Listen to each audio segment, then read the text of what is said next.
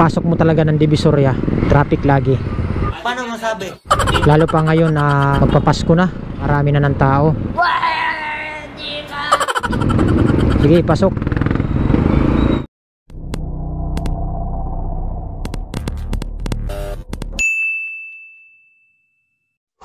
Hindi yung maigi tinuturo ko sa'yo, ha? Oo, tapos, ito yung buton.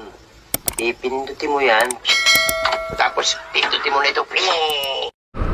Ito, dito, napakalupit din dito na highway dito banda sa Maydilpan. Napakaraming nagpa-park talaga dito. Paano masabi? Yan, di talaga to matanggal-tanggal. Oh, super grabe to.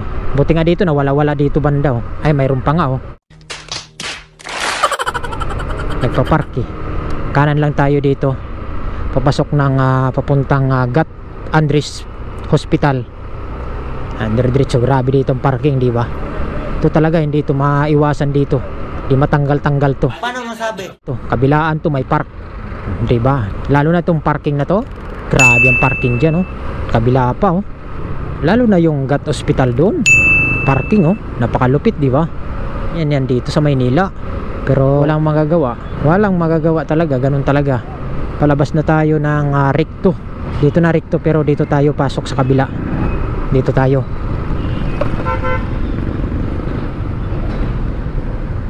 Recto na lang tayo, recto. Dito na lang tayo.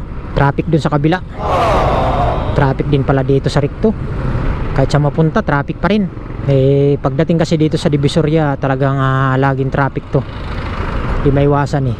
Kasi marami nga dito yung mga illegal parking, mga nakapark yan. Hindi matanggal-tanggal to dito eh. Matanggal man to, saglit lang, babalik at babalik pa rin yan. Traffic man, oy. Traffic. Dami pa naman mga tricycle dito ng Pasico, saka Parola. Nag-blink-blink na yung aking gas.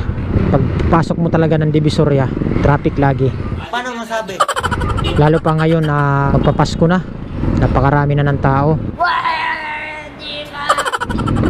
Sige, pasok.